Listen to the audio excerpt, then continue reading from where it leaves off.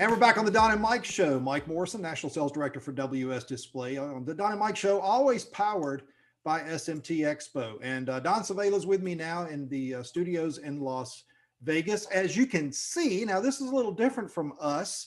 Those that are listening probably don't understand what's going on, but those that are watching video will understand that this particular segment has a visual portion to it that's brought to you by Circle, the OmniChannel Guest Experience Agency. And what we're going to have today is the first of many of these special presentations about certain topics that are applicable in the industry now. And this one today for in-person and hybrid and so forth is going to be entitled OmniChannel versus Hybrid. So that being said, we've got our guest. As I mentioned, Don will be doing the leading of the question asking during this session to our two experts coming to us today from Circle. The first one is Dave Devito. Now, Dave is the Senior Vice President of Strategic Development at Circle. And of course, no stranger to the Don and Mike Show is Shawn Garrity, who was on the show last week introducing Circle to the Don and Mike Show listenership. He is the CEO of Circle. So at this time, I'm going to turn things over to my sidekick, Don Savela, to ask some questions of our guests. Hey, Mike, thanks a lot. And great to be here in our first of the series with the fine people over at Circle. We're going to be talking today with CEO of Circle, based in Las Vegas. That's Circle, the OmniChannel Guest Experience Agency. And we're going to also have Dave Devito, their Senior Vice President, with us. Shawn, welcome to today's show. Thank you. Great to be here with you guys. As you know, love the show, love you guys, and very proud to be with you.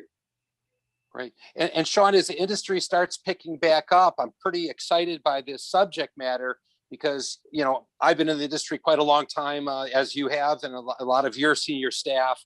And it's pretty exciting when you look at the differences between omni-channel and hybrid. And it's something that really needs to be defined and explained because, you know, as someone older, seeing how digital and all this other stuff is, it's all part of our lives, and every day it's only getting more so. So these customers that you've done trade shows for millennia, they're expecting a lot more out of companies, and not everybody's going to be able to deliver it. I'm going to take a stab at these definitions, but then you can give us the shortened form. Omni-channel, combining form, all of things, in all ways or places. That's what the definition says in the big book. And then we go to hybrid. It's sort of like bolting two things together. It says a thing made by combining two different elements, a mixture. Can you please differentiate the distinct differences between omni-channel and hybrid? No, absolutely. And it's interesting, you look at the parallel comparisons of challenge versus opportunity. And as we're all looking out who we are, but more importantly, who we need to be moving forward, all of us have been really focusing in different ways through this challenging period over the last, call it 15 months. And virtual's been out there quite a bit, and digital has become a much greater focus. And obviously we want live back. And, having had the opportunity to speak to a lot of very smart people, as we've discussed before, the virtual program gets an A for effort, but the grade on the results has been less than stellar. And, a lot of people can celebrate that want live events if that fell short, but that's not something we see that's worthy of celebration. It's just something that needs improvement. We've always been about broadcast since the inception of What Do You Do Now? And we think omni-channel is where our industry, whether you call it on the advertising, marketing, promotions, retail, hospitality, the multimedia aspects, it's always been about omni-channel.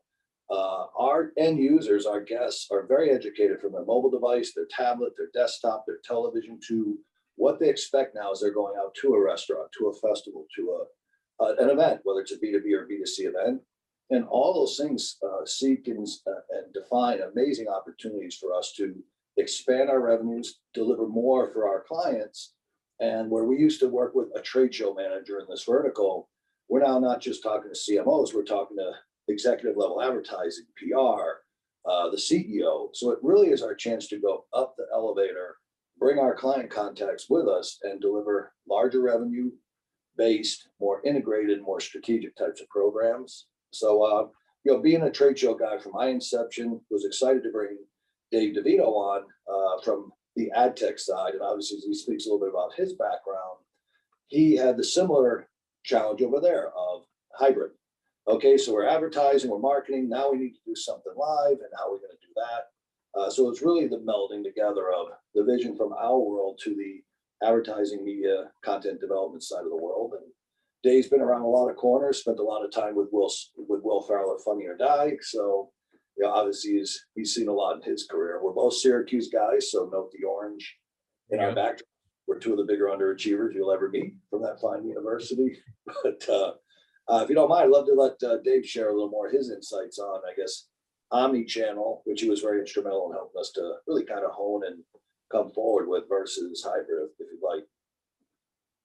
Yeah, I'd love to, Shawn. And Mike and Don, thanks for having us. We really appreciate it. So, I think in, looking back in the day, when I first started in the business, I started really in the magazine publishing side in the print medium, which obviously has been very distressed over the past years with the emergence of digital and technology. But, back then at the time, internet was really starting to explode in terms of the curiosity of marketers, and multimedia, integrated platform marketing, whatever buzzword you want to talk about was part of it. But back in the day, people used to get excited about, putting an ad page in a magazine and then having a banner on that magazine's website.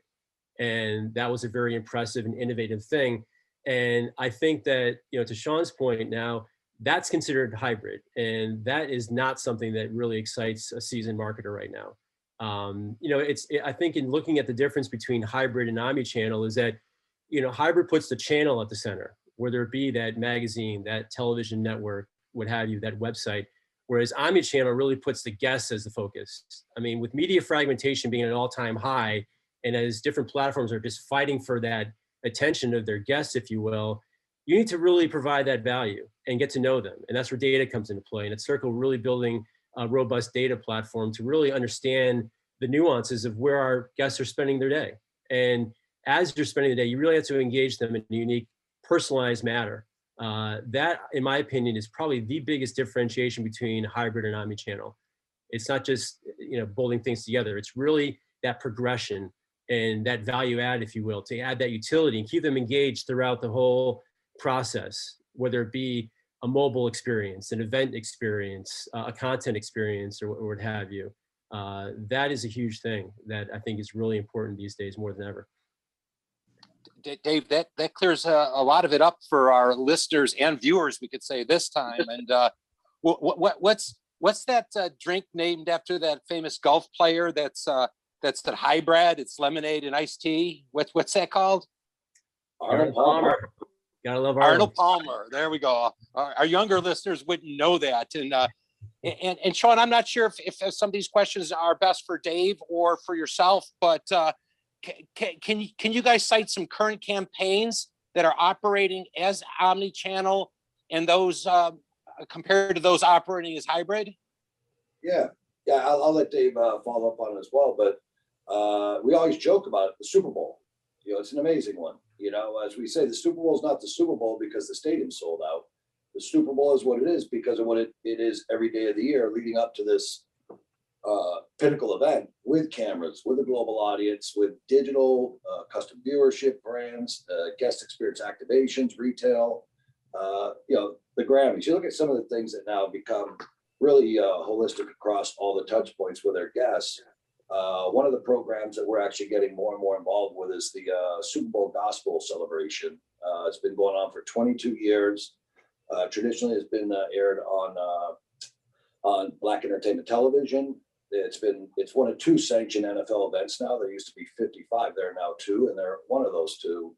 So we are working with them on the overall guest experience program of broadcast partnerships, F&B from the culinary side of what a gospel celebration is about, the live event production, venue selection, sponsorship, allocations. We have a great opportunity to work with them because they're one of the two official sponsor partners for the Super Bowl. All those NFL Super Bowl partners from a brand perspective are relationships. We'll be helping them to invite and to hopefully engage and activate around this program as well. But what we love about it is the PR, the digital, the brand integration, the live entertainment, the hospitality. And what we're working on with them together is to really do a week over week progression in local markets, select markets leading up to that pinnacle event. We're also working with one of the leading newspaper publications with a top agency group working on funding approaches and solutions for a sponsorship for one of the national championship categories for college football, and then the activations that go with that. We're also working together. Dave's working closely with me with Heartbeat Productions on their show Give. It's 2 seasons in. It's won Emmy Awards. It's a diversity and philanthropic program that is slated to be on OWN. But we're talking about how we can activate that in local markets. Dave's working with one of the top 3 media groups with one of their pharma brands, coming up with some strategies and content for local market activations and a driving campaign for digital and for broadcast. But just a wide variety of things. We just were awarded a project with a Canadian agency for a whole digital and interactive engagement strategy for Pride Week coming up. And it's a company that would have in the past been viewed as a competitor of ours or vice versa. But I think we're all past that in a lot of ways. We're more collaborative than competitive. Am I missing any, Dave? No, I think you covered it really well, Shawn. Yeah, great. Those are some great examples of what Circle is doing. I think that some of, from a brand perspective out there, I think that Disney does a great job with OmniChannel.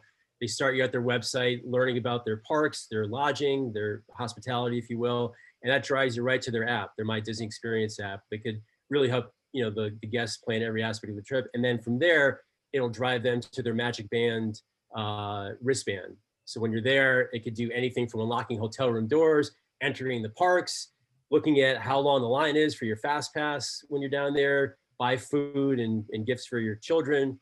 That, I think, is another great example of a brand that's doing OmniChannel the right way. That's a great point. And by the way, they announced their studio for hire into the B2B side of the world about a year ago.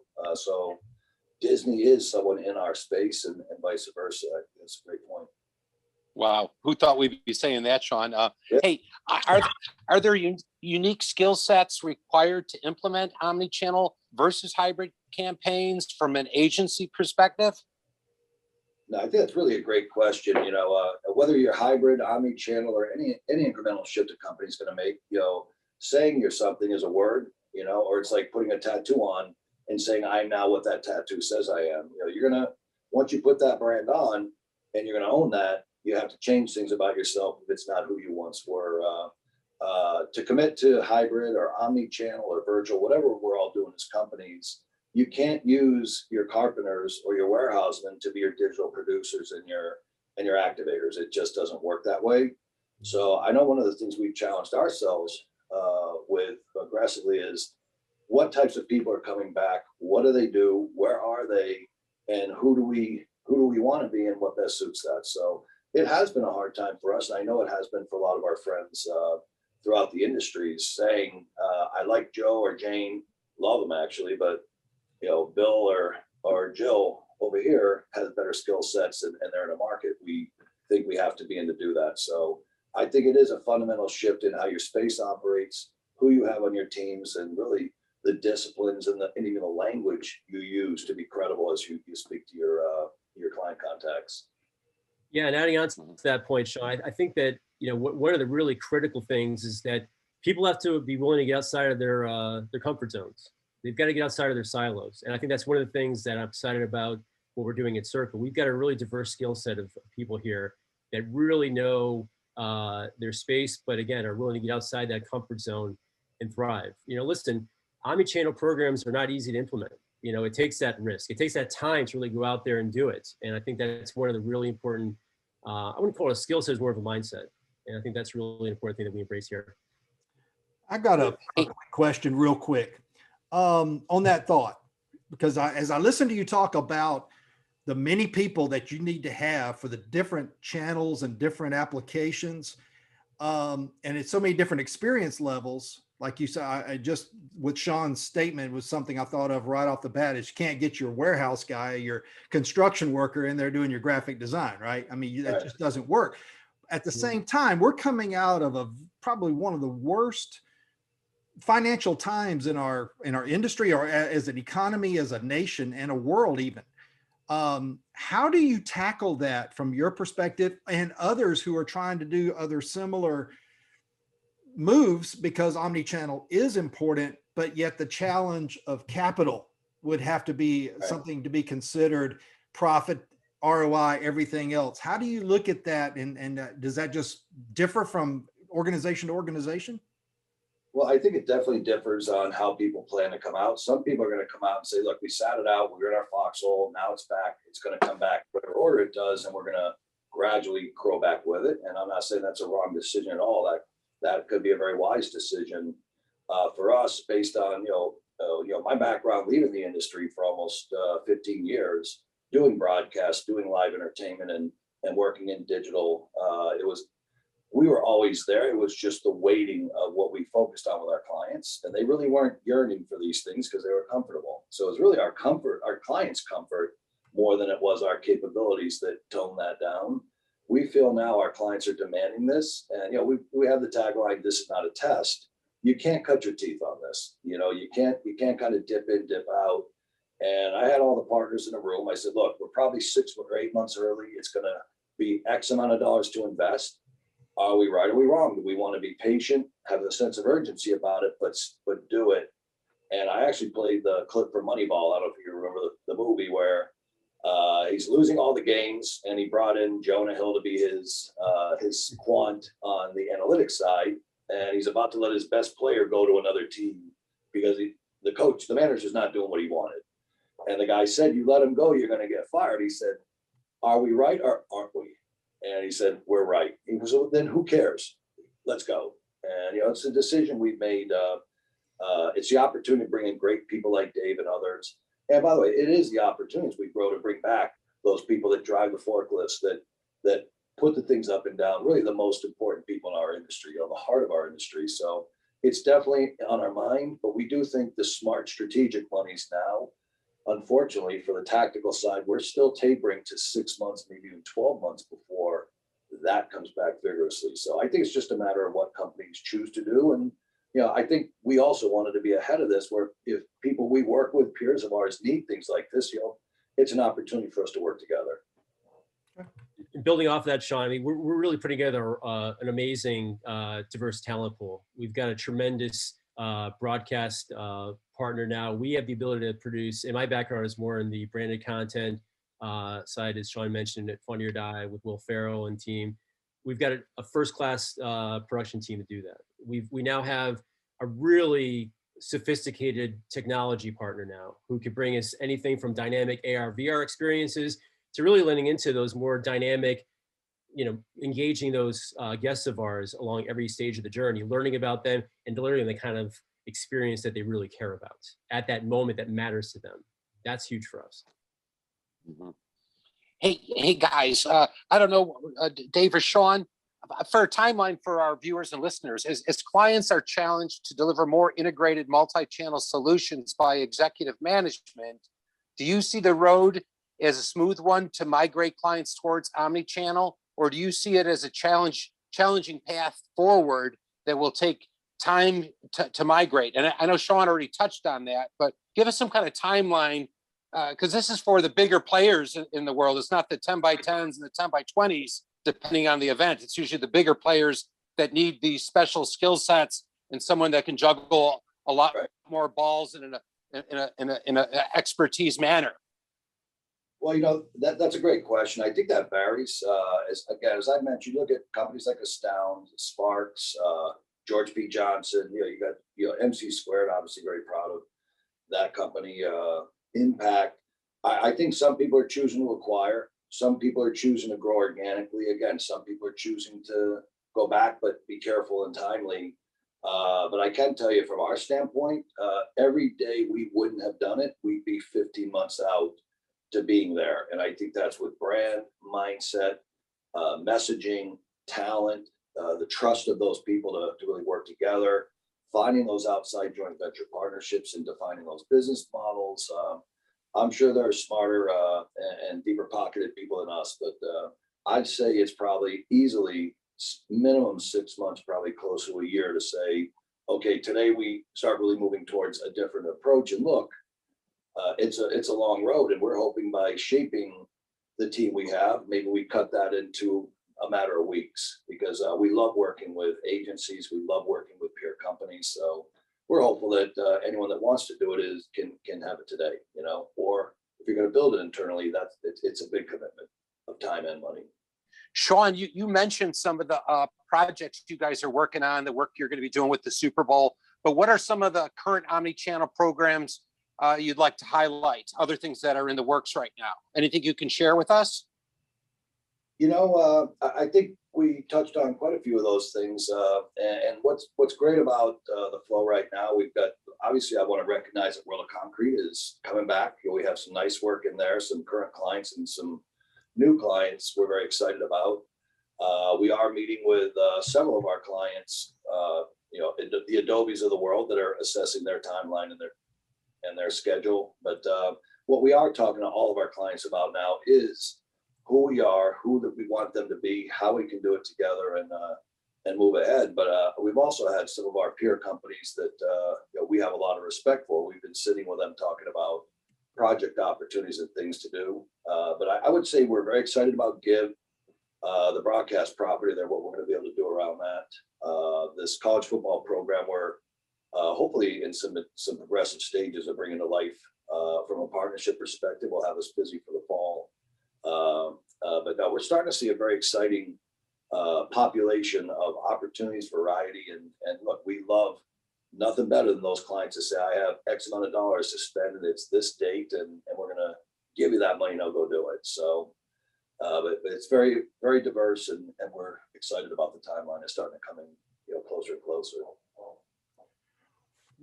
A question I have before we wrap things up, a discussion I had with and I'm sure you know Jim Worm over at EACA. Yeah. He's a longtime professional in this industry. And we were having during an interview, I guess it was a little less than a year ago, about this coming back moment that we're experiencing now. And the concern that a lot of people had with the virtual coming in and overshadowing the face-to-face, which now we know is really not going to happen. The hybrid is pretty much going to be the working model that makes sense. But one of the examples that he posted to or said in our interview time was that Major League Baseball and even Major League Sports had the same type of fear years ago when television started coming onto the game. And then we saw, because everybody thought, well, nobody's going to go to the game, they'll just watch it at home, when in fact that didn't happen, right? And I'm kind of wondering, and leading my question to this, as we go back to face-to-face, and we do introduce these omni-channel ways of especially broadcast, especially more video, more high tech into the virtual aspect of the event, that will be a component of event, at least for some time now. Well, I think we can all agree on that. Yeah. Do you see more of the television production style virtual component being, rather than maybe what we're doing right now, which is that little small camera, very personalized Brady Bunch effect, to as the virtual component, it'll be more high tech, almost broadcast quality type of implementation, and maybe the money will come out in a way that more people can afford that? Yes. We certainly. Wow. Long question to give. Well, look, we hope so. And we've used the Super Bowl analogy on quite a few occasions with some of the bigger brands, the global brands that have the means. You know, we're saying to them, you're spending 10, 20, 30, $50 million. You're the stadium full of the Super Bowl, but you didn't bring a damn camera. We're like, look, how can you not be broadcasting? Because we feel the on-site audience that our bigger clients have should be 10% of their interaction. You can't beat people around the world that want that content. You can't beat your local markets where your team should be working and having micro events in those markets, because you're having the big extravaganza in Vegas. If you're having CES and you're LG, you should be having a global broadcast set up across the world and across those time zones. And they should be having micro events in those markets, especially as people are slow to travel right now. It's like, don't be lazy, you know, be opportunistic, reassess your dollars, reallocate them, and get more out of it. That's really our strong appeal and our passionate requests of our clients. Let's challenge ourselves here. Dave, do you have any other insight with that type of mentality, or do you just, because I just see the potential being Right. so strong that you guys are on the right track and that it'll just change the entire face of our industry? I mean, I just think, as Shawn mentioned, that people want to engage face to face. I mean, the whole metaphor, which has been said rightfully so, is the whole Roaring Twenties analogy from 100 years ago. It's eerie, but it's true. People are dying to re-engage, and that's one of the things that I'm excited about joining Circle. About, I come from, you know, the media background, which obviously is very powerful, but you know, we're creating experiences. We're giving people a true experience that they can get passionate about, they can engage with, that's memorable, but at the same time is going to deliver on what they're demanding as very, picky and demanding guests. I think you It's not even- gentlemen, go ahead, I'm sorry. No, it has to be memorable. That's really, I think, a big deal. This whole experience has been memorable for Don and I. We've never done this type of production, even though it's very simple. We see so many other people doing it. So if you can get us to do this, I'm pretty sure you're going to have fun getting all of these other companies who are not used to this involved, because I think it brings a whole nother bump, a big bump, actually, a big push into taking advantage of technology that needs to be taken advantage of. The equipment is too good. The technology is too good. The prices are coming in line, and whatever define in line is. But I think now with companies like yourself, with the expertise, you're going to be able to take these companies and see a very fast ROI. And Shawn, I'm sure you would agree that at the end of the day, when everything is said and done, ROI is the most important acronym you could throw out to your client. No, for sure. And look, Don's too damn pretty to not have that face out there for the world to see. But it's funny on that last thought with ROI. We basically say to our clients, if you're waiting until after the event to see how it went, you already didn't do well. It's really before the event, while you're at the event and after. But predictive analytics and a lot of the tech partners that we're working with now have strategies, engagement tools, and preemptive solutions that allow clients to already know who they're going to be with, what's happened, what's going to happen, and where they go from there. So these events are really a portal to an endless array of engagements, interactions, and successes that are measurable in all the ways. You know, not just, hey, who came and what happened. It drove revenue, it drove brand resonance, it drove all the objectives that they're looking to achieve. And it's the basis for establishing a relationship. It's not going to end after the event's over. I think that's the other really important thing. You know, who says that the guest relationship between the brand and the guest has to stop after that event is over? It's been OmniChannel versus hybrid, or if you will, with hybrid, the two working together to get everybody a successful ramp back up to face-to-face meetings. And as this industry comes back, I think you're going to see a big portion of this coming to the game. We appreciate you watching and listening to this first time visual side of the Don and Mike show. We want to thank a couple of companies involved. Obviously, SMT Expo, our sponsor and of the show, Sierra Live Productions, who is taking all of this that we've done today and putting it together to make sense. And because this guy can't do that. So, but we appreciate them. And of course, everybody involved. Thanks for taking time rather to be on the Don and Mike show this week. Thanks, guys. Really appreciate it. Thanks, Dave. We'll be right back after this